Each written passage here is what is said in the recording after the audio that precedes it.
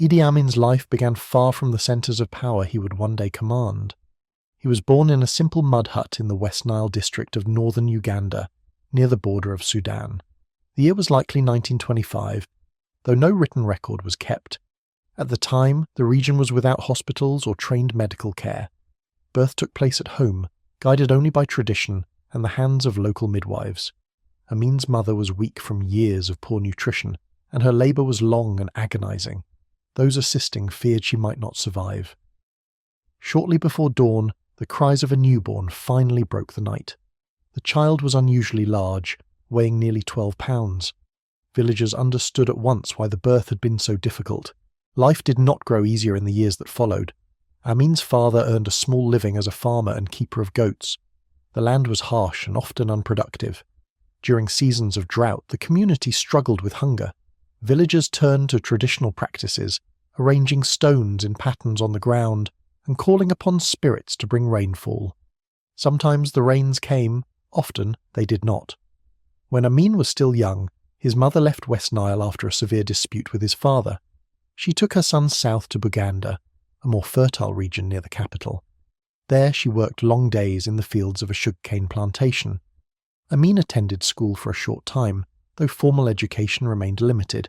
At the age of 13, he underwent a coming-of-age ritual of the Kakwa people, his father's ethnic group. A village elder used a machete to make 3 shallow cuts along his right cheek. The scars marked him as a Kakwa warrior. Yet the meaning of the ritual was already fading. The Kakwa no longer held power in the region. Uganda was now part of the British Empire. Since 1894, Britain had governed Uganda as a colony. Traditional African warriors had been absorbed into a colonial regiment known as the King's African Rifles. These soldiers, commanded by British officers, were tasked with maintaining order among rival ethnic groups and suppressing resistance to British rule. For many young men growing up in poverty, the regiment offered one of the few paths to steady work and a sense of purpose. When Amin's mother found employment cooking and cleaning in the barracks of a British military base in Jinja, the opportunity changed the direction of his life. Amin moved with her into the compound, living among soldiers and absorbing the routines of military discipline. It was there, within the structure of colonial authority, that Idi Amin began his training as a modern soldier. Life inside the barracks, however, offered little in the way of formal schooling. At the military base in Jinja, Amin received only minimal education. He earned small amounts of money by selling mandazi pastries on the streets near the compound. He learned only basic reading skills and spoke limited English. What he did gain, however, was an early understanding of physical strength and intimidation. As a teenager, Amin grew to an imposing height of about 6 feet 4 inches and weighed more than 200 pounds.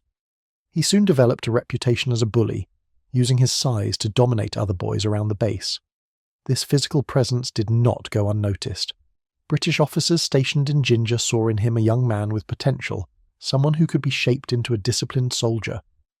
Amin responded eagerly to their attention, standing at attention with a confident posture and answering their orders with respectful promptness. Under their guidance, he learned rugby, track, and the handling of firearms, but it was in the boxing ring that Amin found his greatest outlet. He fought with aggressive force, driving his opponents back with sheer power. His style was uncontrolled yet devastating. Those who observed him recalled their concern that his strength might one day prove lethal. When Amin was 18, he was accepted into the King's African Rifles. He began his service as a cook, yet within 2 years he earned promotion to corporal. Soon afterward, he was sent to northeastern Uganda near the Kenyan border, where long-standing rivalries between ethnic groups had erupted into violence. Amin's assignment was to disarm the fighters and restore order. The methods he employed were harsh. Villagers were confronted directly and forced to surrender their weapons. When some resisted, he used threats of mutilation to compel compliance. Reports of his brutality followed him back from the field, yet instead of punishment, Amin received praise. The colonial officers valued results, and his results were clear. His reputation for force, both in the ring and in military operations, was seen as an asset. In these environments, strength and severity were not only accepted but rewarded. It was this reputation that followed him into his next major assignment. Amin's next significant test came in 1952. The King's African Rifles were deployed once again to Kenya, where the Kikuyu people had begun a determined rebellion against British colonial rule. For decades, British settlers had taken control of Kikuyu land. Since the turn of the century, nearly 12,000 square miles of some of Kenya's most fertile territory had been seized. Many Kikuyu families were forced from their farms, compelled to labour on British estates or relocate to crowded urban centres in search of work. In 1952, a group of Kikuyu chose to resist. They formed an underground movement known as the Mwingi, called the Mau Mau by the British. Their objective was clear: to drive the British out of Kenya. Mau Mau fighters attacked settler farms, burned houses and slaughtered livestock. They also targeted fellow Africans who refused to join their cause. The British responded with force. Troops from Uganda and other African colonies were ordered to suppress the revolt. Soldiers fanned out across forests and mountain highlands, searching for Mau Mau encampments. Nairobi was placed under military control, and tens of thousands of Kikuyu were detained. In the rugged terrain of central Kenya, the King's African Rifles encountered lightly armed rebels who fought with determination.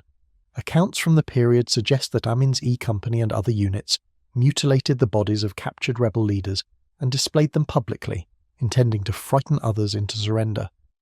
By 1955, the rebellion had been crushed. Approximately 50,000 Africans had been killed and more than 70,000 were held in prison camps.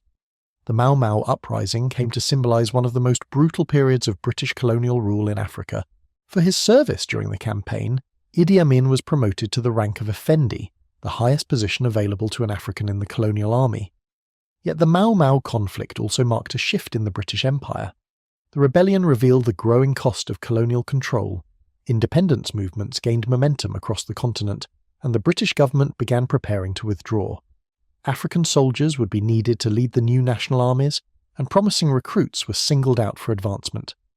In Uganda, Amin quickly gained notice. He embraced military structure and discipline. He kept his boots polished and his uniform immaculate. Although he had little formal education, many of the soldiers he commanded came from the same impoverished northern background, and they respected him. During these years, Amin also became known for his athletic ability.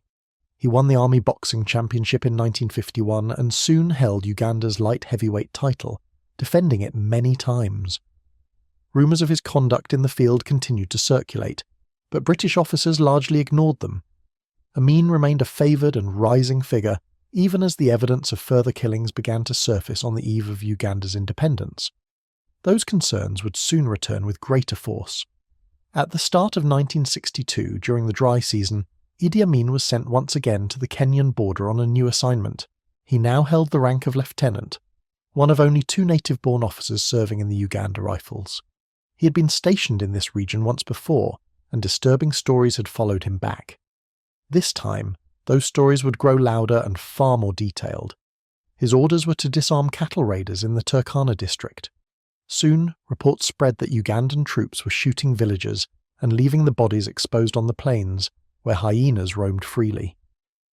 In some communities, men were threatened with dismemberment if they refused to surrender their weapons.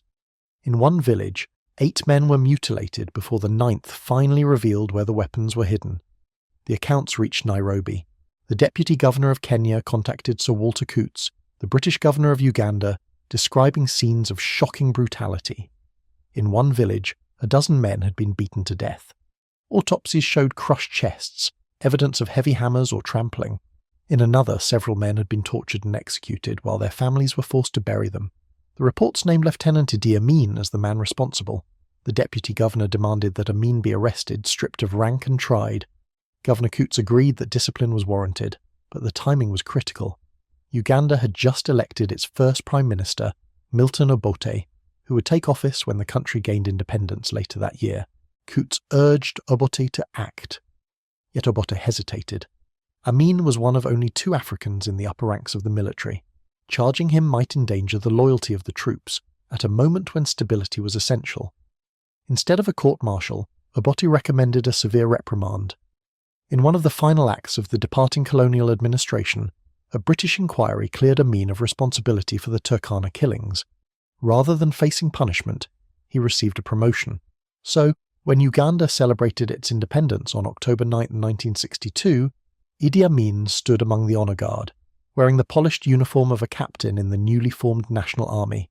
The warnings about him had been spoken clearly, but they went unheeded. Years later, Milton Obote would recall Governor Coote's words, "I warn you, this officer could cause you trouble in the future." On that historic day, the independence ceremony began with a solemn procession through the streets of Kampala. Among the ranks marched the imposing figure of Captain Idi Amin of the Uganda Rifles. Tens of thousands of spectators watched in silence as the soldiers advanced toward the reviewing stand. Members of the British royal family stood alongside the departing colonial governor and Uganda's new prime minister. Dignitaries from across the world had gathered to witness the birth of a new nation. Amin stood rigid at attention as the British flag was lowered. A steady drumbeat rose as the Duke of Kent, representing the Queen, stepped forward and presented his ceremonial sword. In a deliberate act marking the end of British authority, the sword was broken in two. Like so many of his fellow citizens, Amin felt a profound swell of pride as the flag of the Republic of Uganda rose above the parade grounds. Trumpets sounded, cannons offered a formal salute, and the Uganda police band played as a choir sang the new national anthem. The Archbishop of the Anglican Church prayed for mercy upon the people. The leading Muslim cleric prayed for protection from bloodshed. With these blessings, Uganda emerged as an independent state. Yet beneath the celebration, many understood that unity would be difficult to achieve. The British had joined more than 30 ethnic groups within one border, but colonial rule had often intensified old rivalries rather than resolved them. The Buganda kingdom in the south had prospered under British administration. Kampala, the capital, lay in its territory. Bugandan officials collected taxes for the colonial government, which earned them influence and wealth. Their cotton plantations flourished, and many of their children received formal education in mission schools. In contrast, the peoples of the northern regions remained impoverished. Their cultural traditions and languages differed from those of the south. Some communities practiced Islam, and many spoke Nilotic or Sudanese languages rather than the Bantu languages common in Buganda. Resentment of Bugandan power and privilege ran deep. Uganda's new constitution attempted to balance these divisions. Mutesa II, the Kabaka of Buganda, became president. Executive authority was shared with Prime Minister Milton Obote, a member of the Langi ethnic group in the north. From the beginning, the partnership was uneasy. Both men sought to shape the nation's future, and both aimed to lead it. Obote turned to Idi Amin as his key ally within the army. This created an immediate conflict with Amin's superior officer, Shabani Opolot, a supporter of President Mutesa and a member of a powerful Bugandan family through marriage. Soon after independence, Amin and Opolot began competing for control of the military. Opolot recruited well-educated officers from Buganda to strengthen southern influence. Amin, distrustful of these officers, built his support among soldiers from the north, including Kakwa and other Sudanese-speaking groups. He organised secret training camps near Jinja to prepare them. As the two military factions positioned themselves for authority, political tension between Obote and Mutesa intensified. Uganda stood on the edge of a confrontation, and Idi Amin placed himself at its centre. That confrontation soon arrived. In 1965, the fragile balance between Prime Minister Milton Obote and President Mutesa II approached collapse. A dispute over land between Buganda and a neighbouring district brought the two leaders into open conflict. Obote then promoted Idi Amin without consulting General Shabani Opolot, the army commander and a strong ally of Mutesa. In the spring, Obote sent Amin on a sensitive military mission without informing Opolot at all. Amin returned to the region of his birth in northwestern Uganda. Across the border in the Democratic Republic of the Congo, rebels were struggling against government forces. Amin was ordered to supply them with weapons and refuge. In the months that followed, he developed a lucrative trade with the rebel fighters. As they retreated across Congo toward Uganda, they seized ivory and gold from the villages they crossed. Much of this wealth was exchanged with Amin in return for arms. Rumours reached Kampala that Amin was keeping large portions of the profit and sharing it with Obote. Witnesses later reported seeing trucks delivering gold and ivory directly to Amin's residence. Henry Kiemba, Obote's private secretary at the time, recalled that Amin often carried large sums of cash stuffed into the pockets of his uniform. One Israeli advisor remembered Amin casually handing him a solid bar of gold and claiming to have several more truckloads. British newspapers began to refer to Obote and Amin as the Gold Dust Twins. As evidence grew, Mutesa's allies in Parliament demanded an inquiry. Obote responded by accusing Mutesa of plotting a coup. In February 1966, Obote declared a state of emergency. He suspended the constitution, dissolved parliament, and ordered the arrest of 5 ministers loyal to the president. On April 15th, he removed Mutesa from office and named himself president. Buganda's response was swift. Leaders threatened to declare Buganda an independent nation. Obote moved to prevent the nation from breaking apart. He ordered the arrest of Mutesa's advisors, pushing Uganda to the brink of civil conflict. In May, supporters of Mutesa gathered in Kampala. They threw stones, blocked roads, and massed around the palace compound outside the city. On May 24th, Colonel Idi Amin arrived in an open jeep carrying a heavy machine gun nearly the length of the vehicle. He ordered a battalion to surround the palace. Inside, 120 Bugandan guards defended a network of buildings that included the royal residence, offices, and a school. Amin launched an assault. For several hours, the defenders held their ground. The battle remained evenly matched. By mid-afternoon, Amin paused the attack and drove to Obote's headquarters. He reported that victory was certain if artillery could be used. Obote agreed. Amin returned to the palace and ordered his artillerymen to fire. Shells shattered the compound walls. When troops entered, they found the palace empty. Mutesa had escaped. Denied the symbolic capture of the king, Amin's troops turned on Buganda itself. Hundreds of Mutesa's supporters were rounded up, many were executed. General Opolot was arrested. Homes were burned, the palace was looted. Sacred cultural regalia, including royal drums and crowns, were taken or destroyed. By early evening, Amin returned to Obote bearing 2 symbolic trophies, Mutesa's presidential flag and General Opolot's commander's cap. The cap, and the authority it signified, now belonged to Colonel Idi Amin. Only 3.5 years after independence had been celebrated with such hope, Uganda's experiment with democratic governance had come to an end. In the aftermath of this victory, Amin's ascent was complete. 2 decades after entering the King's African Rifles as a cook, he now stood at the pinnacle of the Ugandan army. He held the position of commander, along with the sweeping authority that accompanied it. With this power, he began to reshape the military in his own image. Amin continued to recruit heavily from the Kakwa and other Sudanese-speaking communities of the north. The army still included large numbers of Langi, Acholi, and other ethnic groups, but gradually Amin cultivated a core of soldiers whose loyalty was personal rather than national. In effect, he was assembling a private army, one he could call upon should he decide to challenge President Milton Obote. During the same period, Obote's leadership was changing. The political freedoms he had once promised began to erode. A special police force patrolled the cities, observing public gatherings and silencing dissent, prisons filled with political detainees. Lists of those arrested appeared weekly in the Uganda Gazette, often containing dozens of names. In December 1969, a Bugandan exile who had escaped Obote's security forces nearly succeeded in assassinating the president. As Obote left a public meeting in Kampala, a bullet struck him in the face. A hand grenade rolled to his feet but failed to explode. He was rushed to the hospital and survived.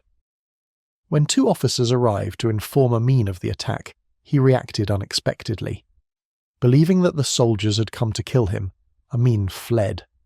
Without stopping for shoes, he climbed over a barbed wire fence, ran barefoot down the road, and flagged down a passing vehicle. He ordered the driver to take him north to a base occupied by troops loyal to him. His flight shocked many. Some wondered if Amin had participated in the assassination plot and feared discovery. Others questioned his courage and reliability. Among his critics was his deputy, Brigadier Pirino Okoya, who accused him of abandoning his command and called for his court-martial. Within days, gunmen entered Okoya's home.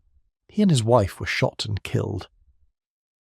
Obote survived the assassination attempt, along with several that followed. But the atmosphere around him grew increasingly tense. His suspicions centered on Amin, who commanded the loyalty of thousands of soldiers. Obote ordered an investigation into the deaths of Okoya and his wife, pressing for a conclusion that would implicate Amin. Realizing that his arrest was imminent, Amin confronted the president directly. He entered Obote's office, removed the 2 pistols he carried, and placed them on the desk. "If you do not believe me," Amin said, "shoot me." Obote did not, and in time he would come to regret that choice. The uneasy relationship between the 2 men continued to deteriorate. In January 1971, President Milton Obote prepared to depart for Singapore to attend a conference of world leaders. As was customary, senior government and military officials gathered at the airport to see him off. Among them was General Idi Amin. Obote greeted most of his ministers with warmth, yet he pointedly avoided Amin. Henry Kiemba, travelling with the presidential delegation, noticed Amin standing apart from the others, alone in a small waiting room. Kiemba understood the fragile balance between the president and his army commander. Seeking to ease the tension, he approached Amin and spoke to him kindly. Amin responded with apparent goodwill, and Kiemba promised to bring him a gift from Singapore. Moments later, the plane lifted into the sky, leaving Uganda under Amin's temporary authority. 1 week later, Obote received reports that Amin was preparing to have him killed upon his return. Obote immediately ordered military commanders in Kampala to arrest Amin. But before the orders could be carried out, Amin acted. On the afternoon of January 24th, soldiers loyal to Amin seized control of the national radio station. Other units withdrew tanks from the central armory and surrounded key government buildings. Amin's forces moved swiftly through Kampala, arresting officials loyal to Obote. The orders were clear. Any resistance was to be met with lethal force.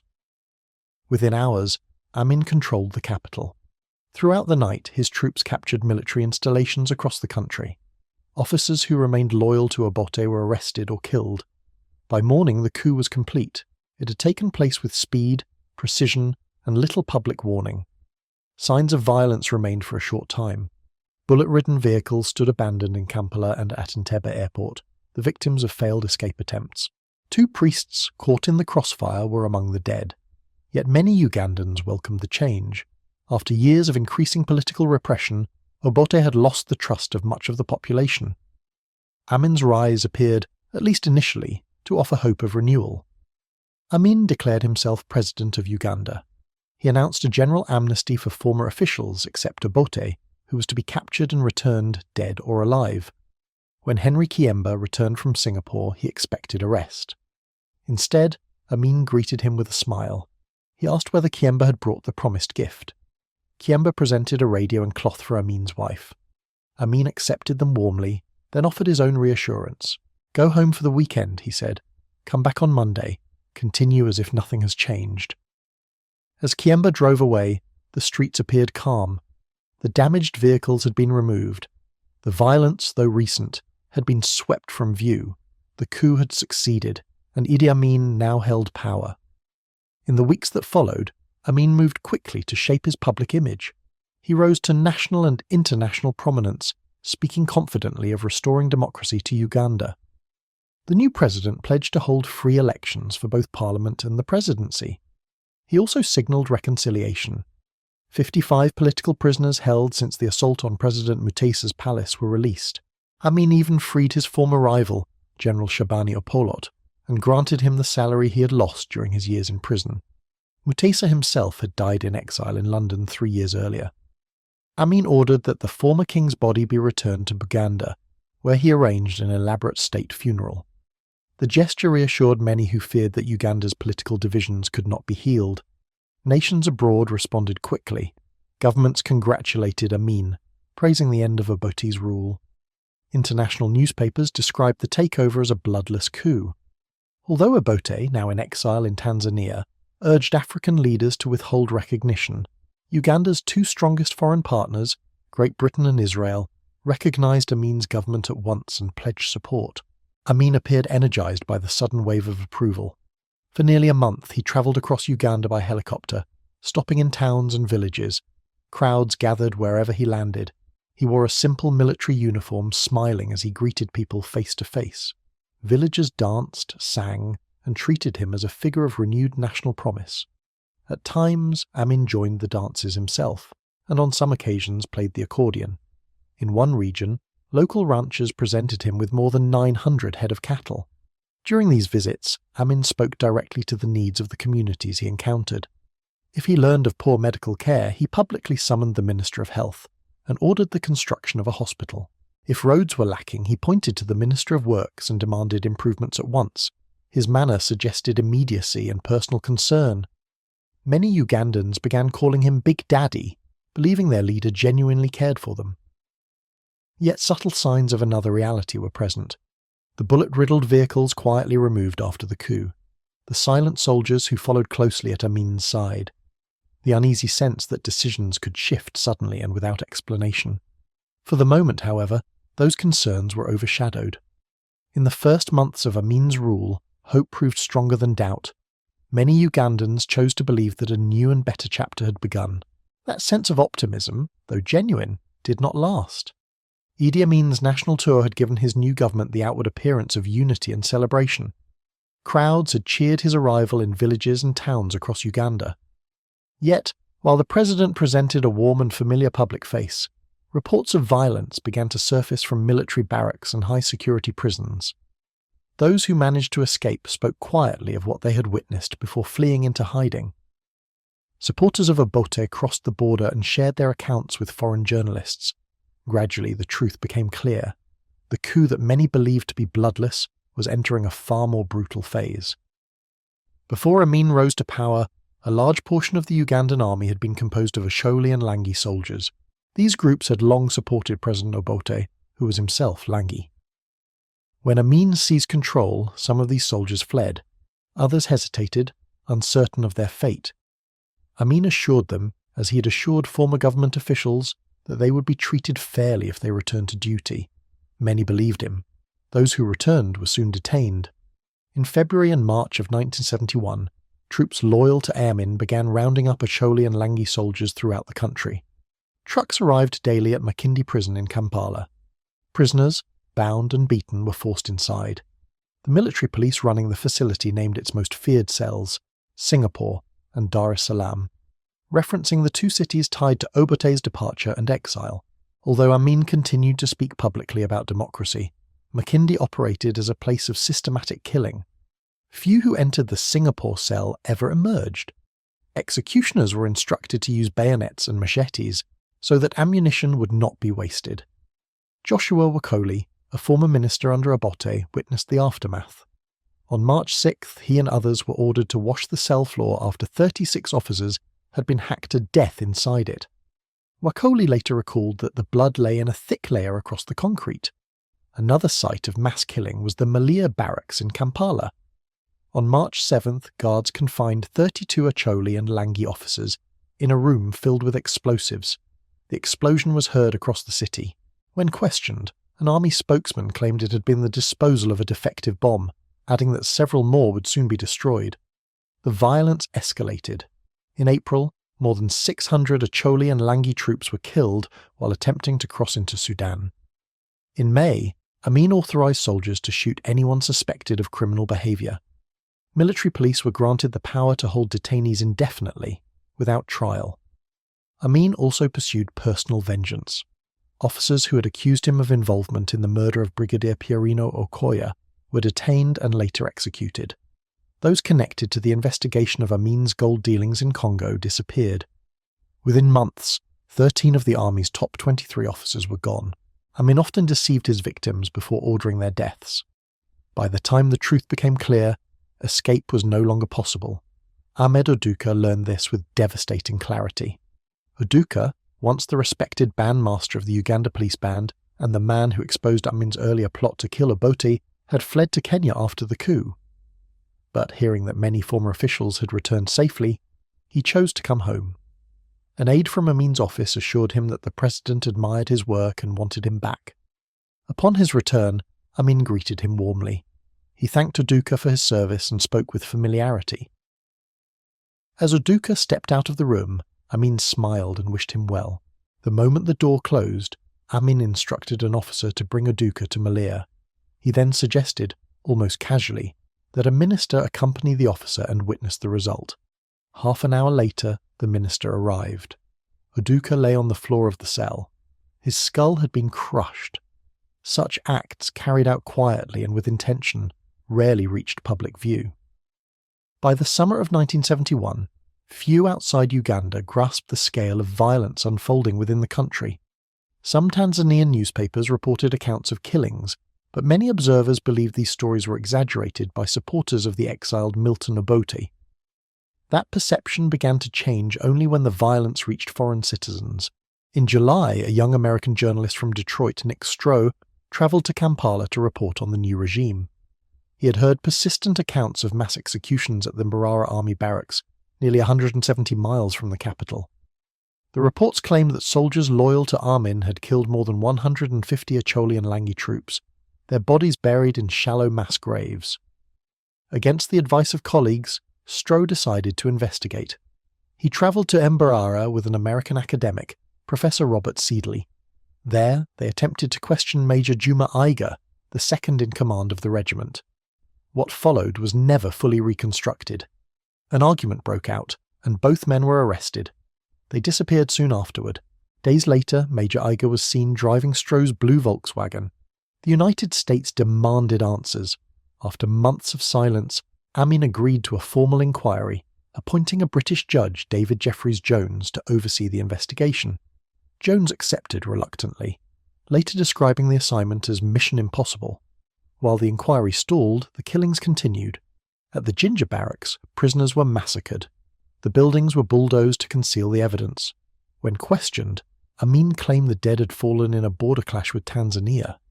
In another incident, several hundred prisoners were shot while attempting to flee into Tanzanian territory. Amin stated that only 15 detainees had been involved. As the death toll rose into the tens of thousands, bodies were no longer buried. Soldiers threw the dead into the Nile River, assuming crocodiles would eliminate the remains. Even the crocodiles could not keep pace. Corpses drifted downstream, washing ashore along the riverbanks. At one point, divers were required to remove more than 30 bodies that had clogged the water intake at the Owen Falls Dam. In April 1972, a lieutenant from Mbarara escaped to Tanzania and provided Judge Jones with testimony. Stroh and Seedle, he said, had been shot shortly after their arrest. Their bodies were hastily buried, later exhumed, burned and thrown into the Nile when international scrutiny intensified. Stroh's Volkswagen had been set ablaze and pushed into a ravine. Judge Jones released his findings in July. He identified Major Iga and the Mbarara barracks commander as responsible for the murders. Immediately afterward, fearing for his safety, he left Uganda. Amin dismissed the report entirely. The judge, he said, had approached the matter with a prejudiced mind. Soon after, the commander implicated in the killings was promoted to Army Chief of Staff. The pattern was unmistakable. Those who carried out violence in Amin's name were not punished, but rewarded. By early 1972, it had become evident that Uganda had fallen into turmoil under Idi Amin's rule. Government officials followed his orders not out of trust, but out of fear. Amin often delivered instructions to his ministers during live radio broadcasts. Senior officials sat beside their radios in silence, afraid to miss a directive that might later be used against them. English was Uganda's official language, yet Amin struggled to use it with clarity. Cabinet members frequently had to interpret his meaning from lengthy, meandering speeches. At one meeting, he announced that he had 7 major directives. Uganda's highest officials listened carefully as he listed instructions that were vague, inconsistent, and at times difficult to understand. "It is your duty to not be weak," he said. "You must plan for meetings in advance. You must love your leader. This is a duty of ministers. You must teach people to love their leader. Tell your women they must pull their socks up. The duty of the woman is the house." While Amin issued these pronouncements, the Ugandan economy began to unravel. He proposed ambitious development programs but offered no plans to pay for them. Most government funds were directed toward the military. Amin increased the pay of officers and soldiers to secure their personal loyalty. Seeking financial and military support, Amin turned first to Britain and Israel, Uganda's long-standing allies. Both refused. Reports of executions and forced disappearances were now widespread, and foreign leaders understood that any new weapons could be used in a future conflict with Tanzania, where Obote had taken refuge. Few nations wished to support a war that could destabilize East Africa. But Amin found support elsewhere. In February 1972, he travelled to Libya, where Colonel Muammar Gaddafi agreed to provide millions of dollars in aid. In return, Amin pledged to oppose Israel and promote Islam. Upon returning to Uganda, Amin steered the nation sharply in this new direction. Muslims represented only a small share of the population, yet he encouraged conversions by offering financial incentives. He ordered every Israeli citizen to leave Uganda and threatened to imprison any who remained. From radio broadcasts to public speeches, Amin launched increasingly hostile accusations. He claimed, without evidence, that Israelis planned to poison the Nile River to kill Muslims downstream. He boasted that Uganda was training elite soldiers for an invasion of Israel. In a telegram to the United Nations, he openly praised Adolf Hitler for the murder of 6 million Jews during the Second World War. By April, all 500 Israelis living and working in Uganda had departed. Their skills in medicine, engineering, agriculture and military instruction left with them. Even with Libyan funds, Uganda grew poorer. The economy deteriorated further, institutions weakened, and living conditions declined. And yet, Amin's most damaging decisions were still to come. It was in this atmosphere of worsening hardship that Amin looked for another target. A few months after breaking ties with Israel, he identified a new group to blame for Uganda's growing difficulties. He declared what he called an economic war against Uganda's Asian minority. In the late 19th century, the British had brought tens of thousands of labourers from India and Pakistan to build railways in East Africa. Their treatment was harsh, and many remained in Uganda after the work was completed. Over generations, these families built businesses and became an essential part of the country's commercial economy. They owned factories and sugar plantations, operated shops in the cities, and formed a skilled and educated middle class. In a nation where few owned cars, it was often Ugandan Asian families who were seen driving through the countryside on quiet Sunday afternoons. On August 5, 1972, Amin announced that Uganda's economy must be controlled by what he called black Ugandans. He claimed that God had spoken to him in a dream, instructing him to expel the Asian community and seize their property. An estimated 50,000 Ugandan Asians were given 90 days to leave the country. If they still remain, Amin's foreign minister warned, they will soon see what happens to them. Yasmin Alipai Brown, who was forced to flee Uganda and later resettled in England, remembered the moment clearly. Amin declared, "Your main interest has been to exploit the economy for years, and now I say to you all, go." She recalled the expression on his face. His laughter rose darkly, and his broad smile suggested that he took pleasure in their fear. Families who had lived in Uganda for generations were ordered to abandon nearly everything. They were permitted to take only a small amount of money and whatever could be carried by hand. Houses, businesses, farms, cars and savings had to be left behind. As the deadline approached, thousands of families gathered at Entebbe airport. Soldiers stood along the roadside shouting insults. Luggage was torn open and searched. Jewellery, cash and valuables were taken. Clothing was thrown across the terminal floor.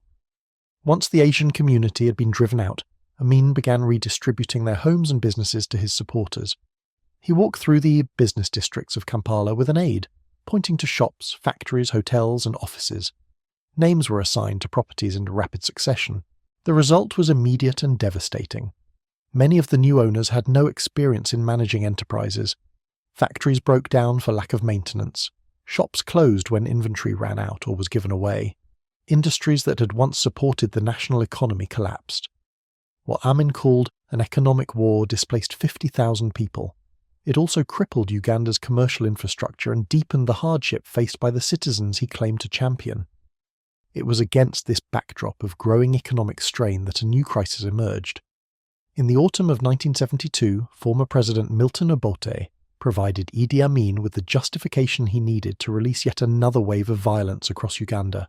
On September 16th, a small force of Ugandan exiles organised by Obote gathered just across the border in Tanzania.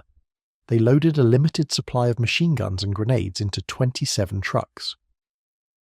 In the early hours of the next morning, they crossed into Uganda and attempted to overthrow Amin's government. The rebellion collapsed almost immediately. Within 48 hours, Amin's troops had crushed the invaders. Hundreds were killed, and many survivors fled back into Tanzania. The fighting was so one-sided that Amin brought his 5-year-old son, Moses, to watch the battlefield from a safe distance. With the attack defeated, Amin turned the moment into a pretext for renewed repression. He announced that internal traitors had supported the invasion. Squads of soldiers and intelligence agents spread across the country to punish anyone suspected of disloyalty. This time, Amin made little effort to conceal what was happening. Soon after the failed invasion, Amin hosted a gathering of African diplomats in Kampala. During the reception, a captured rebel officer was dragged into the room, stripped to the waist and bound.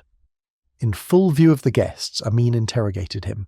The man was taken away and executed days later. 4 days after the invasion, Uganda's Chief Justice, Benedicto Kiwanuka, was seized in broad daylight. Security officers drove to the Supreme Court, handcuffed Kiwanuka, and forced him barefoot through the halls. His colleagues watched in silence as he was pushed into a waiting car. He was never seen again. Amin later offered conflicting explanations, each obscuring the truth. What happened to Kiwanuka was never officially recorded. In the months that followed, Amin's death squads widened their targets. No longer limited to soldiers and government officials, they now hunted ordinary civilians. The two agencies responsible were known as the Public Safety Unit and the State Research Bureau. Their names suggested administrative order. In reality, they served as instruments of terror. The thugs in these units operate anywhere, at any time, and in full public view, recalled Henry Kiemba. They arrest people in offices, at public functions, and in restaurants. One officer admitted that killing had become routine, no more problem than killing a chicken. Extortion became common. Victims were tortured until they surrendered their property. If a soldier wanted something, he just took it, remembered one businessman. If you refused, you were killed. Across Uganda, fear guided daily life. Residents learned to avoid drawing attention to themselves. New clothing was rarely worn in public, and drivers yielded immediately to military vehicles, especially the dark sedans favoured by Amin's security officers. You could die if you passed a soldier's car or blew your horn, one survivor said. Even social spaces were consumed by violence. A popular disco in Kampala closed after numerous killings. Patrons were thrown from the roof over trivial disputes. Women who refused to dance were sometimes killed. You could die because you were a pretty girl, another survivor recalled. Those who could leave the country fled. Tens of thousands of Uganda's most skilled and educated citizens escaped, beginning new lives abroad. Those who remained searched for missing relatives and received few answers. Near the end of 1972, David Martin, a British journalist who continued to report on the killings, received a letter from Dorothy Oken, whose husband, Ben, had disappeared. "I cannot look at the faces of my children," she wrote. "Please send us any scrap of news you can get. I have reached a dead end in my inquiries. I beg you please to let me know, however terrible the news." Martin never received any further information about Ben Oken, nor did thousands of families like hers. Years passed, and the silence surrounding such disappearances deepened. By 1976, the full extent of Idi Amin's violence remained largely hidden from the outside world. Journalists had limited access to Uganda, and those who attempted to investigate were monitored, detained, or beaten by security forces. Few reporters were willing to risk their lives to uncover the truth of the killings that continued throughout the country. British journalist David Martin managed to publish a book documenting many of Amin's crimes, but most of his sources were Ugandan exiles who had fled to Tanzania. Amin responded by ordering police to arrest Martin should he ever return to Uganda. Another British reporter who tried to enter the country soon after the 1972 rebel invasion was stopped at a roadblock. Security officers accused him of spying, confiscated his tape recorder as a secret message machine, and seized his notebooks as supposed invasion plans. With little reliable reporting from inside Uganda, much of the world saw only Amin's public persona. He presented himself in ways that ranged from theatrical to absurd. He openly bragged that he had 4 wives and many children. He danced with villagers while wearing a 3-piece suit. He drove his bright red Maserati through small rural towns at reckless speed. Amin also took pleasure in unsettling foreign dignitaries. Sometimes he played the role of an anti-colonial champion. On one occasion, he convinced British businessmen to carry him into a diplomatic reception in a sedan chair, echoing the way Africans had once carried European colonial authorities. Yet in other moments, he openly admired the British Empire. He appeared at official events holding a ceremonial sceptre, wore Scottish caps and kilts in public, and visited the Kampala Rugby Club to play the accordion and sing rugby songs alongside British expatriates. Those who worked closest to him understood that the spectacle concealed something far more deliberate. Face to face, he is relaxed, simple, and charming, one former minister said. He seems incapable of wrongdoing. But this is only a facade. He kills rationally and coolly. In the summer of 1976, Idi Amin would reveal that truth fully and unmistakably. This time, the world would be watching. The moment arrived soon after.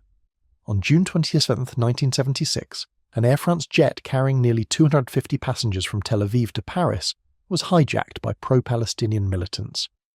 After stopping to refuel in Libya, the hijackers flew the aircraft to Uganda, where they believed they would receive support from Idi Amin. The hijackers claimed to act on behalf of the millions of Palestinians displaced when the State of Israel was established 28 years earlier. Palestinians sought a homeland of their own, on territory claimed by Israel, and some militant groups had turned to violence in an effort to draw international attention. In previous years, such groups had shelled Israeli towns, hijacked aircraft, and carried out bombings. In 1972, one faction murdered 11 Israeli athletes during the Olympic Games in Munich. When the hijacked plane landed at Entebbe airport before dawn on June 28th, Ugandan soldiers welcomed it.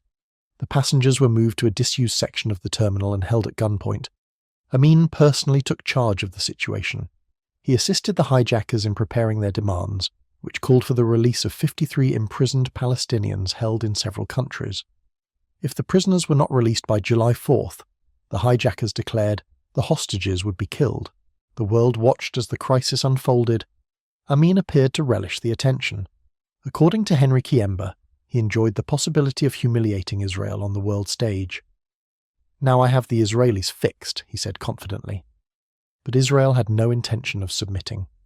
On the night of July 3rd, only hours before the deadline, 4 Israeli transport planes flew low across the Red Sea to avoid detection. Shortly before midnight, they descended onto the runway at Entebbe. 100 Israeli commandos rushed from the planes and stormed the terminal building where the hostages were held. The Ugandan forces were taken entirely by surprise. Many officers had been attending a party at the airport hotel. When the gunfire began, they fled. Amin remained out of sight until the fighting ended. Nearly 50 Ugandan soldiers and all of the hijackers were killed in the assault. 3 hostages died in the crossfire, but the majority were rescued and flown to safety. The operation was celebrated internationally as a remarkable success for Israel, and it marked a devastating humiliation for Idi Amin. In the days that followed, crowds in Kampala mocked Ugandan soldiers for retreating.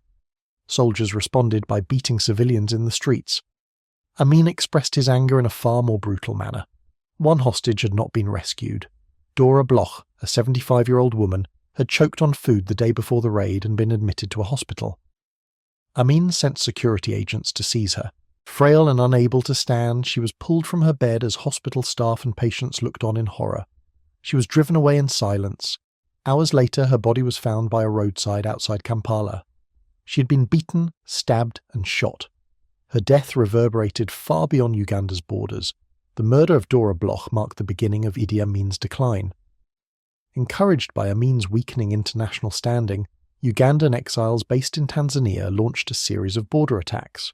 Amin responded with renewed purges, again targeting Acholi and Langi soldiers, whom he believed were loyal to Milton Obote. Increasingly convinced that enemies surrounded him, Amin acted with growing desperation. Janani Luwum, the Archbishop of the Anglican Church of Uganda, spoke publicly against the violence. Amin resolved to silence him. In February 1977, Luwum and several bishops were arrested. They were forced onto a hotel balcony in Kampala before government officials, members of the press, and 2,000 soldiers. Under the harsh sun, security officers read fabricated accusations charging the archbishop with plotting to overthrow the government. When the reading ended, Amin turned to the soldiers gathered below and asked for judgment. The crowd shouted, "Kill them!" Hours later, Archbishop Luwum was executed inside the headquarters of the security police. Church leaders across the world condemned the act. Burgess Carr, head of the All-Africa Conference of Churches, said, "Amin is the incarnation of what the Bible calls a wicked man. He can be entertaining you in one room, while in the room next door people are being mutilated and tortured." For the first time, the world saw Amin clearly. His hold on power began to erode. After the Entebbe raid and the archbishop's killing, several nations ended trade with Uganda. Years of corruption and mismanagement took their toll. Schools and hospitals deteriorated, roads crumbled, shortages grew severe. Sugar, wheat flour, bread and milk disappeared from markets. Hunger spread. On October 30th, 1978, in an attempt to divert attention from the crisis, Amin accused Tanzania of aggression and sent 3,000 Ugandan troops across the border. For a month, these forces terrorized civilians. They looted shops, burned homes, slaughtered livestock, and abducted more than 2,000 women and children. Many of those taken did not survive. Amin mocked Tanzanian President Julius Nyerere in radio broadcasts, even proposing a boxing match with Muhammad Ali as referee. This time, the world did not laugh. Nyerere prepared a measured response. He organised an army of 45,000 soldiers, including many Ugandan exiles. In March 1979, he sent them into Uganda. The Ugandan army, accustomed to preying on unarmed civilians, collapsed quickly. Units retreated north, destroying villages as they fled. Amin took to the radio to threaten his troops. "Cowardly officers and soldiers who do not stand and fight will be court-martialed and executed," he declared. In another broadcast, he pleaded, "Do not run away and leave rifles behind. Die for your country." But Amin did not remain to lead them. He fled first to Jinja, the place where his military career began. As Tanzanian forces approached, he escaped to the West Nile district. From there he flew to Libya, where Muammar Gaddafi declined to shelter him. Finally, Amin travelled to Saudi Arabia, where he was granted refuge in the city of Jeddah. In Kampala, members of the security police attempted to destroy records of their actions. Many tried to escape but were captured and killed by crowds as they ran. When Tanzanian forces entered the capital, they were met with celebration.